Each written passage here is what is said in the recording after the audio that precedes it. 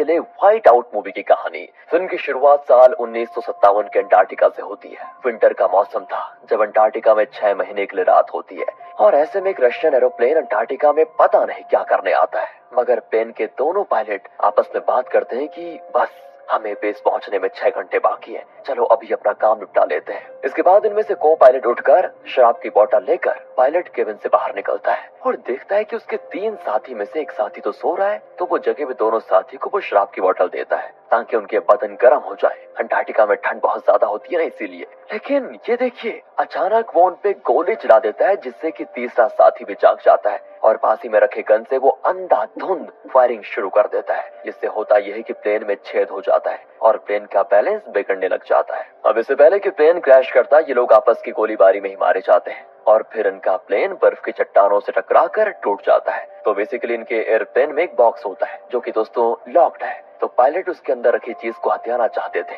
इसीलिए उन्होंने अपने ही साथियों की जान ले ली और अंत में खुद भी मारे गए। और अब सवाल ये उठता है कि उस बॉक्स में आखिर ऐसा क्या था। इस सवाल का जवाब जानने के लिए बस आपको वीडियो को पूरा देखना होगा। इसके बाद सीन शिफ्ट होता है प्रेजेंट में अंटार्कटिका के यूएस साइंटिफिक रिसर्च फैसिलिटी में। इस वक्त यहाँ का टेम्परेचर दोस्तों -55 डिग्री है। यहाँ पर काम करने वाली कैरी को स्टेशन मैनेजर सैम अपने पास बुलाकर कुछ बताता है। अब ये बात बताने के लिए कैरी डॉक्टर के पास जाती है जो कि बाहर ठंड में कुछ लोगों के साथ गेम खेल रहे होते हैं और उन्हें बताते हैं कि देखो 3 दिन के बाद हमारा प्लेन हमारे देश के लिए जाने वाला है, क्योंकि 3 दिन के बाद एक भयानक तूफान आने वाला है। उसी के साथ साथ अंटार्कटिका में ठंड बहुत ज्यादा होने वाली है, तो हमें यहाँ से निकलना होगा, यानी 6 महीने तक यहाँ पर अंधेरा रहेगा और इतनी ठंड में कोई रिसर्च वर्क तो हो नहीं पाएगा। वो अपनी बात को बता ही रहे होते हैं कि तभी वहाँ पर कैरी आकर बताती है कि डेल्फे नाम के एक पायलट ने एक जगह पे एक लाश देखी है, तो इसीलिए अगले ही पल कैरी और डॉक्टर डेल्फी के साथ उस जगह पर जाते हैं और दोस्तों इन्हें एक अजीब सी लाश मिलती है। देखकर ऐसा लग रहा होता है जैसे ये बहुत ही ऊंचाई से नीचे गिरा है, इसलिए उसके फेस का एक हिस्सा बहुत ही चिपटा हो गया था। चेहरा तो बिल्कुल भी पहचान में नहीं आ रहा था कि किसका है। फिर आईडी पे लिखे नाम से कैरी उसे पहचानती है कि ओह, ये तो वैस है जो 1 साल पहले मेरे साथ काम कर चुका है, मगर वो इतने दूर यहाँ पर करने क्या आया था? उसके पास सेफ्टी गियर्स भी नहीं थे, ऐसा क्या हो गया? इस तरह के सवाल उसके मन में आते हैं। अब ये लोग यहाँ से लाश को लेकर बेस में आते हैं और उसकी अच्छे से जांच करते हैं, तो उन्हें लाश के पैर पर एक ताजा जख्म दिखाई देता है जिसपे जल्दबाजी में सिलाई की गई है। साथ ही दोस्तों चेस्ट पे एक्स से हमला करने के निशान भी होते हैं और यहाँ तक कि अभी तक किसी ने भी वैस की मिसिंग होने की रिपोर्ट नहीं लिखवाई, यानी वैस की मौत कोई नॉर्मल बात तो नहीं है, पक्का किसी ने उसे जानबूझकर मारा होगा। मगर अंटार्कटिका में आखिर कौन खूनी हो सकता है जिससे वैस को कोई दुश्मनी हो? और अब कैरी कहती है कि मैं कातिल का पता लगाऊंगी। तभी डॉक्टर उसको कहते हैं कि अरे 2 दिन में विंटर शुरू होने वाला है, तुम तो विंटर में अपने घर जाने वाली थी ना, अब क्या? अगर तुम उस फ्लाइट से नहीं गई तो फिर तुम्हें 6 महीने यहीं पर रहना होगा, इस बात को ध्यान में रखना तुम। तभी कैरी कहती कि नहीं, मैं 6 महीने और तो नहीं रुक सकती यहाँ पर। तो डॉक्टर भी कहते हैं कि ठीक है, मेरे पास एक आइडिया है, हम लाश को प्लेन में डालकर यूएस लेकर जाएंगे और फिर FBI आराम से इस केस को इन्वेस्टिगेट करेगा। इसके बाद कैरी सारी बात जाकर सैम को बताती और उससे पता चलता है कि वैस, रूबिन और मोने तीनों साथ में काम करते थे। वहाँ मेट्रोइड देखने के लिए वो रुके हुए थे, मगर वैस तो अपने कैंप से बहुत दूर पाया गया। तो अब दिखाते हैं तो कॉल पर मोनी कैरी से बात करता है कि तुम एक काम करो, वोस्टॉक में आकर मिलो, मगर कैरी कहती कि नहीं, मैं प्लेन भेज रही हूँ, तुम यहाँ पर आ जाओ। मगर मोनी नहीं मानता, तो कैरी वोस्टॉक जाने के लिए तैयार होने लगती है। तो डॉक्टर पूछते हैं कि अरे कहाँ जाने की तैयारी हो रही है तुम्हारी? जो बर्फीला तूफान आने वाला था वो 10 घंटे पहले आने वाला है। कैरी कहती देखिए, मेरा वोस्टॉक जाना बहुत जरूरी है, मुझे मोनी ने बुलाया है और मैं पायलट डेल्फे के साथ वहाँ पर जा रही हूँ। अगले सीन में कैरी वोस्टॉक पहुंच जाती है और वहाँ पे तूफान भी आ जाता है दोस्तों। कैरी फिर बड़ी मुश्किल से कैंप के अंदर जाती है। वो मोनी को आवाज लगाती मगर वो कोई जवाब नहीं देता। अंदर जाने पर कैरी को मोनी जख्मी हालत में मिलता है, किसी ने उसकी गर्दन काट दी थी और तभी कोई पीछे से कैरी पर भी एक्स से जानलेवा हमला कर देता है। उससे बचने के लिए कैरी कैंप से बाहर निकल जाती है और बाहर भी दोस्तों बर्फीला तूफान चल रहा होता है। इस बर्फीले तूफान में एकदम नजदीक की चीजें भी दिखाई नहीं देती और इसी तूफान में किलर ने हेलमेट वगैरह पहन के रखा हुआ था, इसलिए नहीं दिख रहा होता है कि किलर आखिर है कौन। वो किलर कैरी से भी फाइट करने लग जाता है। कैरी किसी तरह बड़ी मुश्किल से एक कैंप से दूसरे कैंप में जाती है और वहाँ का दरवाजा खोलने की कोशिश करती है। कैरी ने हैंड ग्लव्स नहीं पहने हुए थे, इसलिए उसके हाथ थोड़ी देर के लिए दरवाजे के हैंडल पर ही जम जाते हैं। जब वो जबरदस्ती उसे छोड़ने की कोशिश करती है तो कैरी के हाथ का खाल निकल जाता है, मगर वो किसी तरह खुद को उस दूसरे कैंप में जाकर दरवाजा अंदर से बंद करने में बड़ी मुश्किल से कामयाब हो जाती है। लेकिन उसके तुरंत बाद ही वो बेहोश हो जाती है। फिर नींद में उसे अपने पास्ट का एक डिस्टर्बिंग सीन आता है, मतलब एक सपना जिससे परेशान होकर जब कैरी जागती है तो उसके सामने डेल्फी होता है। डेल्फी फिर कैरी को शांत करता है और कहता है कि देखो, तुम बाहर वाले कमरे में बेहोश थी, मैं तुम्हें यहाँ पर लेकर आया हूँ, कैसा फील कर रही हो? तभी कैरी देखती है कि डेल्फी ने मेरे हाथ के 2 फिंगर्स पे पट्टी लपेट दी है, जिसकी मतलब खाल उधड़ चुकी थी उसी की। कैरी उसे कहती है कि मोनी की मौत हो चुकी है, उसे एक आदमी ने मार डाला जिसके सर से पैर तक गर्म कपड़ों से ढके होने के कारण मैं उसे पहचान नहीं पाई, और वो अभी भी यहीं कहीं पर होगा, इसलिए मुझे अच्छे से जांच करनी होगी। इसके बाद कैरी और डेल्फी मिलकर उस कैंप के सारे रूम्स की जांच करते हैं और वहाँ उन्हें प्राइस नाम का यूएन स्पेशल इन्वेस्टिगेशन ऑफिसर मिलता है, जो कि मोनी की लाश की जांच कर रहा होता है और उसे वेस की मौत के बारे में भी पता चल गया था, इसलिए प्राइस को स्पेशली जांच करने के लिए यहाँ पर भेजा गया था। अब इससे कैरी को शक होता है और वो पूछती है, क्या तुम मुझे ये बताने का कष्ट करोगे कि यूएन एक जियोलॉजिस्ट की मौत में क्यों दिलचस्पी ले रहा है? इस पे प्राइस कहता है कि ये कोई मामूली कत्ल नहीं है, ये अंटार्कटिका का सबसे पहला मर्डर है और मोनी का कत्ल दूसरा है, और हम इस मुद्दे को अंतर्राष्ट्रीय मुद्दा नहीं बनाना चाहते। इससे पहले कि मौसम फिर से खराब हो जाए, हमें डेल्टा 1 चले जाना चाहिए। डेल्टा 1 दोस्तों मोनी, वेस और रूबिन का वर्क स्टेशन था। वहां जाकर वहां की जांच करने पर उन्हें ग्रिड पैटर्न में एक मैप दिखता है। 6 ग्रिड पे कट मार्क किया जा चुका था, यानी 7वें ग्रिड पे जाने के बाद ही कुछ हुआ होगा पक्का। इसीलिए अब कैरी, डेल्फी और प्राइस तीनों उस 7वें ग्रिड पर जाते हैं एक बर्फ पे चलने वाली गाड़ी से, और वहाँ पे ठंड बहुत ज्यादा होती है। वैसे अब लोकेशन पर ये पहुंच तो जाते हैं, लेकिन दूर दूर तक बर्फ के सिवाय और कुछ भी दिखाई नहीं देता। अब प्राइस और डेल्फी कहने लगते हैं कैरी को कि तुमने सही मैप तो देखा था ना, यहाँ तो कुछ भी नहीं है। फिर भी ये लोग पैदल चलकर आसपास देखने लगते हैं कि शायद कुछ मिल जाए, और कैरी कहती है कि यहाँ की बर्फ के साथ छेड़छाड़ हुई है, इस जगह को खोदा गया है और यहाँ से उन्हें जो कुछ भी मिला फिर उन पे बर्फ डालकर छिपा दिया गया है। तभी अचानक कैरी बर्फ के नीचे धंस जाती है। दरअसल वहाँ पे एक सुरंग जैसा बना हुआ था और उस सुरंग में खून के निशान होते हैं दोस्तों। प्राइस गाड़ी से रस्सी लाकर सुरंग में लटका देता है और उसे पकड़कर फिर नीचे उतरता है। तभी इन्हें एक कार को एयरप्लेन का दरवाजा दिखता है, जिसे खोलकर ये तीनों अंदर जाते हैं और अंदर की रशियन वोडका को देखकर समझ जाते हैं कि ये प्लेन यूएस का तो नहीं हो सकता। तो दोस्तों ये वही 1957 वाला कार्गो प्लेन है जिसे हमने मूवी की शुरुआत में देखा था। प्लेन के अंदर के लोगों ने एक दूसरे को गोली मारकर खत्म कर दिया था, उनकी लाशें अभी भी यहीं पर है। यहाँ का माहौल देखकर कैरी, डेल्फी और प्राइस सारा माजरा समझ जाते हैं कि जब पायलट प्लेन को संभाल रहा था तो को पायलट अपने साथियों को मारने पीछे गया होगा और 1-2 गोली के बाद उसके साथी चौकन्ने हो गए होंगे और उन्होंने भी बदले में को पायलट पे गोली चलाई। गार्ड्स और को पायलट ने एक दूसरे को मार डाला और इसमें पायलट को भी गोली लग गई होगी, जिसके बाद प्लेन बर्फ में समा गया। पर सवाल तो ये उठता है कि उन्होंने आपस में लड़ाई करी क्यों होगी। तभी दोस्तों इनकी नजर एक बॉक्स पे जाती है जिसका लॉक टूटा हुआ है और वहीं पे ताजा खून भी लगा हुआ है, जो कि शायद वेस का होगा। ताला तोड़ते वक्त उसके पैर में चोट लग गई होगी शायद, इसी वजह से वेस के पैर पे सिलाई लगी हुई है। बॉक्स के अंदर जो कुछ भी था वही लेने के लिए वो लोग आए होंगे। अब वो लोग कौन है दोस्तों, ये आगे पता चलेगा। पर यहाँ पर कैरी को बड़ा अजीब लगता है कि ये सब सुनकर प्राइस शॉक क्यों नहीं हुआ, और जब वो प्राइस को कन्फ्रंट करती है तो वो कहता है कि 2 दिन पहले किसी ने यहाँ की हिट लिस्ट के हथियारों के डीलर से कांटेक्ट किया था, और जिन्होंने कांटेक्ट किया था ना, वो इस बॉक्स से मिले 6 कैनिस्टर्स को बेचने का इंतजाम कर रहे थे, और उन कैनिस्टर्स में था क्या यह हमें नहीं मालूम। लेकिन 50वीं सदी में सोवियत ने न्यूक्लियर प्रोग्राम में यूज होने वाले मटेरियल छिपाए थे। अगर इस बॉक्स में उन्हें न्यूक्लियर मटेरियल मिला है तो वो खुले बाजार में जाने से किसी गलत हाथों में जाने वाला है। अब ये लोग आपस में बात कर रहे होते हैं कि इन्हें तेज आवाज सुनाई देती है। ये जैसे प्लेन के गेट को देखने जाते हैं कि बाहर क्या हो रहा है, तो अचानक बर्फ का ढेर गिरकर प्लेन का दरवाजा ब्लॉक कर लेता है और ये लोग पीछे हटकर फटाफट अपनी जान बचाते हैं। तो दोस्तों यहाँ फिर से बाहर बर्फीला तूफान चलना शुरू हो गया है। सुरंग धंस चुकी होती है और प्लेन का दरवाजा बर्फ से लॉक। तो सवाल यह आता है कि अब ये तीनों यहाँ पर कितनी देर तक सरवाइव कर पाएंगे, क्योंकि जल्दी यहाँ जो ऑक्सीजन है वो भी खत्म हो जाएगा और दम घुटने से मरने में तो टाइम भी लगेगा, मगर इतनी ठंड की वजह से ये पहले जमकर मर जाएंगे। इसीलिए यहाँ पर इनको अपना दिमाग और भी तेज दौड़ाना होगा कि आखिर हम यहाँ से सही सलामत कैसे बाहर निकले। ऊपर से इनको एक और समस्या है कि फोन में नेटवर्क भी नहीं है। डेल्फी कहता है कि लगता है हमें ये बर्फ खोद कर ही ऊपर जाना होगा। तो कैरी कहती है कि बेवकूफ, हम खोदेंगे किससे ये बर्फ, इतनी मोटी है 20 फीट की होगी, और ऊपर तो किसी को पता भी नहीं है कि हम यहाँ नीचे फंसे हुए हैं, तो कौन बचाएगा हमें, कौन आने वाला है, कोई नहीं। इससे डेल्फी निराश हो जाता है और सोचता है कि बस किसी तरह यहाँ से बच निकल जाऊं, क्योंकि घर पर मेरी बीवी और बेटी मेरा इंतजार कर रहे हैं। तभी दोस्तों उसकी नजर रशियन गार्ड की लाश पर पड़ती है और वो कैरी से कहता है कि जब ये प्लेन पे चढ़ा होगा तो क्या इसे पता होगा कि यहाँ इसकी मौत हो जाएगी। नहीं ना। तो अब इससे कैरी के दिमाग में एक आइडिया आता है और वो कहती है कि जब हमें वेस की लाश मिली थी तो उसने कोई भी गर्म कपड़ा नहीं पहना हुआ था, उसकी बॉडी के पास हमें कोई आइस एक्स भी नहीं मिले।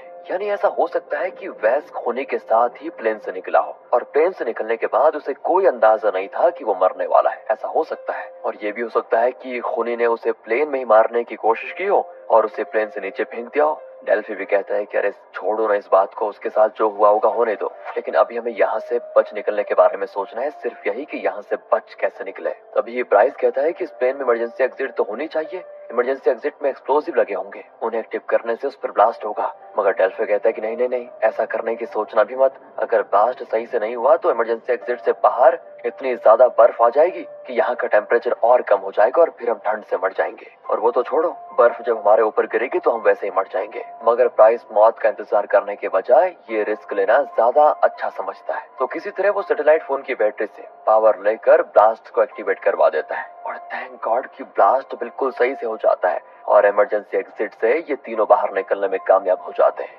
बाहर अभी भी तेज बर्फीला तूफान चल रहा होता है। ये तीनों किसी तरह गाड़ी में जाकर बैठते हैं और डेल्फियो गाड़ी स्टार्ट करने की कोशिश करता है, मगर गाड़ी भी ठंडी हो चुकी होती है तो स्टार्ट नहीं होती। मगर कुछ देर लगातार कोशिश करने के बाद गाड़ी शुरू हो जाती है। इसके बाद ये तीनों मेन बेस पर जाते हैं। वहाँ सैम को जब सारा माजरा पता चलता है तो वो अपने देश के सीनियर से बात करके जल्द से जल्द प्लेन को भेजने के लिए कहता है, जिसमें बैठकर यहाँ के सारे एम्प्लॉयज वापस अपने देश जा पाए, क्योंकि सैम अब किसी की भी जान को खतरे में नहीं डालना चाहता। मगर दोस्तों कैरी है कि बस उसे कातिल के बारे में जानना है, तो वो सैम से कहती है कि जब वेस की लाश मिली थी तो वो पूरी तरह से जमी नहीं थी, यानी उसे मरे हुए ज्यादा से ज्यादा एक ही दिन हुआ होगा। इसलिए मुझे डेटाबेस से बस ये इन्फॉर्मेशन चाहिए कि उस दिन उस एरिया में प्लेन कौन लेकर गया था। सैम कहता है कि हम सभी कैंप खाली कर रहे हैं, 20 मिनट के अंदर सब यहाँ से उड़ने वाले हैं। और ये तुम्हारे हाथ को क्या हुआ? तो कैरी कहती है कि मेरे दस्ताने खो गए थे, इसलिए मेरे हाथ जम गए थे, बस और कुछ नहीं। फिर भी सैम कैरी को एक बार डॉक्टर से मिलने को कहता है और डॉक्टर जब कैरी के हाथों की पट्टियां खोलते हैं तो देखते हैं कि उसके 2 फिंगर्स बिल्कुल बेजान हो गए हैं।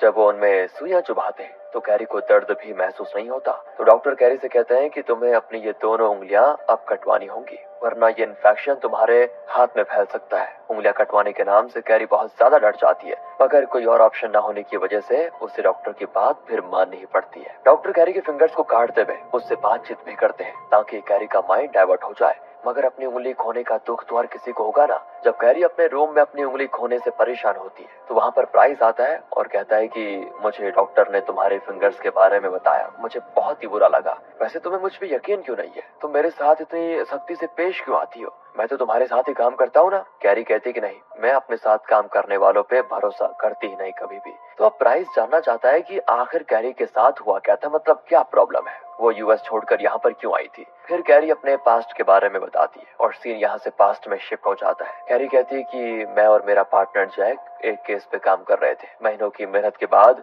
हमने उस ड्रग डीलर को पकड़ लिया था। इस केस पे काम करते करते मैंने जाने कितने दिनों तक सोई नहीं थी, इसीलिए जैक ने उस डीलर को बेड के साइड पे हैंडकफ लगा दिया और मुझसे कहा कि थोड़ी देर के लिए सो जाओ, कुछ नहीं होगा तुम्हें। मैं भी जब सोकर उठी तो हैंडकफ खुला हुआ था और वो डीलर कहीं पर भी दिखाई नहीं दे रहा था। शायद जैक उसे वॉशरूम लेकर गया था और वो दोनों तुरंत ही वापस आ गए। फिर मैं फेस वॉश करने के लिए वॉशरूम गई। अचानक डीलर ने मुझ पे पीछे से हमला कर दिया। तभी मैंने तो उसे फाइट करके बेहोशी कर दिया, लेकिन तभी मुझे जैक का ख्याल आया कि पक्का उसको डीलर ने नुकसान पहुंचा दिया होगा। मगर ऐसा नहीं था। वो तो हमारी टीम को कॉल पे ये बता रहा था कि डीलर ने कैरी की जान ले ली और वो डीलर भाग गया। मुझे ये सुनकर बड़ी हैरानी हुई कि मेरा साथी मेरे साथ इस तरह कर रहा है। फिर उसने कहा कि इसके लिए मुझे बहुत पैसे मिले थे। इतना काफी नहीं था कि उसने मुझे गन से शूट करने की भी कोशिश की, पर उससे पहले मैंने उसे शूट कर दिया। उसके पीछे कांच की खिड़की थी जिसपे गिरने से वो होटल के रूम से सीधा नीचे गया और उसका चेहरा चिपट गया। वहीं पे उसका अंत हो गया था। इसके बाद सीन यहाँ से प्रेजेंट में शिफ्ट होता है और कैरी काफी इमोशनल हो जाती है बता के कि बताओ मेरे पार्टनर ने मुझे धोखा दे दिया, भला मैं अब किसी पे यकीन कैसे कर सकती हूँ। इस केस के बाद ही मुझे मार्शल बनाकर अंटार्कटिका भेज दिया गया था। मैं यहाँ पर 2 साल से काम कर रही हूँ। तो फिंगर्स कट जाने से कैरी अपने स्वेटर के बटन भी लगा नहीं पा रही होती है, तो प्राइस उसकी मदद करता है। अब अगले सीन में कैरी को वेस और मोनी का तीसरा साथी रोबिन मिल जाता है अपने ही बेस में। शायद वो भी मेन फ्लाइट पकड़कर यूएस लौटना चाहता है, तो कैरी उसे कन्फ्रंट करती है। तो दोस्तों बताता है कि हम तीनों ही मेट्रोइड्स की तलाश में गए थे, मगर रडार में हमें जमीन के अंदर कुछ होने का इंडिकेशन आया और हम बर्फ में धमाका करके रशियन प्लेन तक पहुंच गए। उस बॉक्स का लॉक तोड़ने की कोशिश में वैस ने अपनी टांग पूरी तरह से घायल कर ली, इसीलिए हमने रेडियो पे हेल्प मांगी थी और यहाँ से एक पायलट भी वैस की मदद करने के लिए आ गया था। अब दोस्तों, इससे पहले कि रूबिन आगे की स्टोरी बता पाता, वहाँ कैरी को ढूंढते ढूंढते डॉक्टर आ जाता है और डॉक्टर को देखकर रूबिन तो भागना शुरू कर देता है। भागते भागते वो खुद को एक रूम में ही लॉक कर देता है। तो दरवाजे पे शीशा लगा होने की वजह से कैरी उसको देख पा रही थी और कहती है कि देखो, जो भी बात है बैठकर आराम से कर लेते हैं, इस तरह भाग क्यों रहे हो। तभी उस रूम के बाहर की ओर से दोस्तों, मतलब जो दरवाजा था ना, उसे एक आदमी खोलकर रूबिन पे हमला कर देता है और गलती से दोनों रूम के बाहर गिर जाते हैं। ये कातिल वही है जिसने मोनी को भी मारा था और सर पे पैर तक गर्म कपड़े पहने होने की वजह से कैरी इस बार भी पता नहीं लगा पाती कि ये है कौन। बाहर तेज बर्फीला तूफान अभी भी चल रहा होता है। रूबिन तो अपनी जान की भीख मांग रहा होता है, पर वो कातिल रहम नहीं करता और रूबिन को मार डालता है। तभी पीछे से कैरी आकर उस कातिल पे शोवल से हमला करके उसे बेहोश कर देती है और इस तरह कैरी और प्राइस मिलकर उस कातिल को अंदर लेकर जाते हैं, उसके हाथ पैर बांध देते हैं। उस कातिल का फेस रिवील हो जाता है। वो हार्डन नाम का एक आदमी है जो इसी बेस पे काम करता था, मगर हार्डन अपना मुंह खोलने को तैयार नहीं होता कि वो ये सब क्यों कर रहा है और उसके साथ कोई और भी मिला हुआ है या फिर नहीं। तब कैरी को हार्डन पे बहुत ज्यादा गुस्सा आता है, क्योंकि हार्डन की वजह से ही उस दिन कैरी की उंगली की खाल निकल गई थी, फिर उसे अपनी दोनों उंगली कटवानी पड़ी। इसलिए वो हार्डन को अपना मुंह खोलने को कहती है, वरना वो ये भी कहती है कि मैं तुम्हारी सारी उंगलियां काट दूंगी। शुरू में तो हार्डन उसको सीरियसली नहीं लेता, मगर जब कैरी हार्डन की उंगली से खून निकालती है तब वो डर जाता है और कहता है कि वैस की टांग पे जख्म लगने के बाद रेडियो पे उन्होंने मदद मांगी थी, तो मैं ही मदद के लिए गया था और उन 6 कैनिस्टर्स को भी अपने साथ बेस में जमा करने के लिए आया था। वो कैनिस्टर्स अभी भी मेरे सामान के साथ रखे हुए हैं। इसीलिए दोस्तों, पहले तो हार्डन को एक रूम में लॉक किया जाता है और तभी सैम कैरी को बुलाने के लिए आता है और कहता है कि 15 मिनट में प्लेन टेक ऑफ करेगा, इससे पहले देखो जो भी काम निपटाने हैं उनको निपटा लो। कैरी भी कहती है कि ठीक है। इसके बाद वो हार्डन का सामान चेक करने जाती है और जब वापस आती है ना, तो देखती है कि हार्डन खुद को आजाद करके भाग चुका है। तो कैरी अपने गन लेकर हार्डन को ढूंढने निकलती है और एक रूम में उसको डेल्फे दिखता है, वो भी घायल अवस्था में। तभी वहाँ पर प्राइस भी आ जाता है। यहाँ कैरी को फिर प्राइस पर शक होता है, मगर वो रिक्वेस्ट करता है कि देखो, मेरा यकीन करो, मैं डॉक्टर को ढूंढने गया था डेल्फी की मदद करने के लिए, मगर वो मुझे मिले ही नहीं। तो कैरी कॉल करके डॉक्टर को बुलाती है। तभी सैम भी कॉल करके कैरी को जल्दी से प्लेन में आने को कह देता है। कैरी उसको यहाँ की सारी सिचुएशन बताती है। तो सैम कहता है कि मेरी बात ध्यान से सुनो, अगर हम अभी चले गए तो तुम्हें 6 महीने तक यहीं पर रुकना होगा। कैरी कहती है कि हाँ समझ गई मैं, मगर मैं डेल्फी को यहाँ छोड़कर नहीं जा सकती। इसके कुछ देर के बाद ही प्लेन यूएस के लिए उड़ जाता है और यहाँ पर कैरी, डेल्फी, डॉक्टर और शायद हार्डन रह जाते हैं। मगर कैरी नोटिस करती है कि हार्डन अपने प्लेन की चाबी लेकर भागा है, यानी कि वो तेज तूफान आने के पहले ही अपने प्लेन से भागना चाहता है। और जब तक यहाँ पर डॉक्टर डेल्फी का इलाज करते हैं, तब तक प्राइस और कैरी हार्डन को ढूंढने के लिए जाते हैं, उसे रोकने के लिए। ये दोनों किसी तरह हार्डन के प्लेन में घुस जाते हैं, मगर वहाँ तो हार्डन होता ही नहीं। एक्चुअली वो बेस में घुसकर कैरी और प्राइस को ना बेस के बाहर ही लॉक करना चाहता था। ऊपर से वहाँ पर तेज तूफान भी चल रहा होता है, इसलिए कुछ भी सही से दिखाई नहीं देता। वो तो अच्छा हुआ वहाँ पर रस्सियां लगाई हुई थी, उन्हीं रस्सियों की मदद से सब कुछ सही हो जाता है। एक्चुअली बर्फीले तूफान के वक्त लोग अपनी बेल्ट उस रस्सी से अटैच कर लेते हैं, जिससे कि तूफान में उड़ न जाए। उन्हीं रस्सियों से अटैच होकर कैरी और प्राइस हार्डन को ढूंढने लगते हैं। इसी दौरान दोस्तों दोनों बिछड़ भी जाते हैं और ऐसे भयंकर बर्फीले तूफान में, जहाँ खुद को संभालना बहुत ही मुश्किल है, ऐसी सिचुएशन में वो दोनों फाइट करते हुए आगे बढ़ रहे होते हैं। लेकिन तभी दोस्तों कैरी को हार्डन दिख जाता है, वो उससे फाइट भी करती है। हार्डन तो आइस एक्स लेकर आ जाता है और कैरी पे उसको मारना चाहता है, लेकिन कैरी भी किसी तरह अपनी जान बचाती है और पीछे से प्राइस भी आकर हार्डन पे हमला कर देता है। काफी देर की भयंकर फाइट चलने के बाद कैरी हार्डन की बेल्ट हटा देती है, जिससे वो तूफान के साथ उड़ जाता है, यानी कि हार्डन को ये बर्फीला तूफान कहीं निगल जाएगा,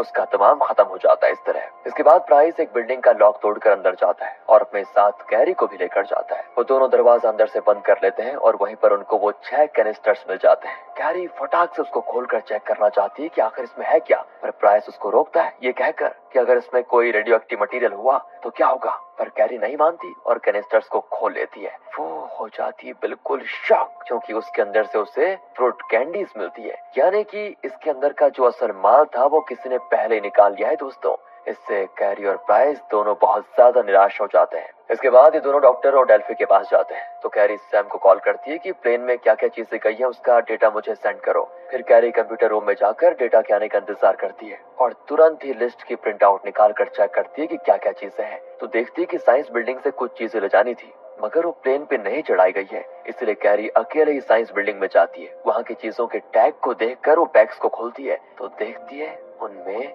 लाश है, रोबिन और वेस की। इस बार जब कैरी वेस की लाश के टांग पे सिलाई देखती है तो थोड़ी देर के लिए रुक जाती है और फिर अपने हाथ से पट्टी खोलकर अपनी उंगलियों पे लगे सिलाई को नोटिस करती है। और बात यह है कि दोनों की सिलाई का स्टाइल बिल्कुल सेम है, यानी कि हार्डन का पार्टनर कोई और नहीं बल्कि डॉक्टर है, क्योंकि हार्डन वेस की मरहम पट्टी करने के लिए उसे डॉक्टर के पास लेकर गया था, या फिर उसने डॉक्टर को कहीं पर बुलाया होगा। जिसके बाद डॉक्टर और हार्डन ने मिलकर डिसाइड किया कि कैनिस्टर्स में जो माल है उसे हम दोनों रख लेंगे और वेस को मार देते हैं और इसके बारे में किसी को पता नहीं चलेगा। और शायद उन दोनों का प्लान ये था कि वेस के साथ ही मुन्नी और रोबिन को ये लगेगा कि हमने वेस का इलाज करके उसको यूएस भेज दिया है। लेकिन एक चीज है, डॉक्टर ने कहा था कि वेस की लाश को हम प्लेन से यूएस भेज देंगे, तो फिर उन्होंने भेजा क्यों नहीं? यही सारी चीजें सोचते हुए कैरी वेस की लाश को अच्छे से चेक करती है और उसे वेस के पेट में सिलाई दिखती है दोस्तों, जो कि पहले नहीं थी सिलाई, यानी कि डॉक्टर ने इसको हाल ही में सिला है। जब कैरी उन सिलाई को काट कर वेस का पेट चेक करती है तो हैरान हो जाती है, क्योंकि उसके अंदर से कैरी को कच्चे हीरों की पोटली मिलती है। तभी वहाँ पर डॉक्टर भी आ जाता है। वो समझ चुका था कि मेरा पर्दाफाश हो चुका है। वो कैरी को कहता है कि ये रॉ डायमंड्स हैं, जिन्हें तराशने के बाद ही इनकी खूबसूरती निखर कर आती है। वैसे भी 50 सालों से वो हीरे बर्फ के नीचे दबे हुए थे, किसी को उनकी परवाह नहीं थी। मैंने इतने सालों से अपने देश के लिए काम किया, मैंने शादी तक नहीं की। इन हीरो को देखकर मेरे मन में विचार आया कि मैं इन्हें बेचकर रिटायरमेंट लेकर एंजॉय करूंगा, तो इसमें गलत क्या है? किसी का क्या ही बिगाड़ दिया मैंने, बताओ? ये सब कहते कहते डॉक्टर शराब पीने लग जाता है और कैरी कहती है कि किसी का क्या ही बिगड़ जाएगा। सीरियसली डॉक्टर, इन हीरो की वजह से कितने लोगों की जान गई और मेरी तो उंगली भी छिन गई। मैं तो आपकी दोस्त थी ना। खैर वो छोड़ो, इन सब बातों का कोई फायदा नहीं है, मुझे बस आपको गिरफ्तार करना होगा डॉक्टर। डॉक्टर कहते हैं कि वाह, मुझे पता है कि तुम मुझे गिरफ्तार किए बिना तो मानोगी नहीं, और तुमने सुना ही होगा कि साउथ पोल की लाइट्स इस वक्त कितनी खूबसूरत दिखती है। मैं आखिरी बार इसे देखना चाहता हूँ। इसके बाद डॉक्टर बिना किसी सेफ्टी के दरवाजा खोलकर तूफान में निकल जाते हैं साउदर्न लाइट्स देखने के लिए,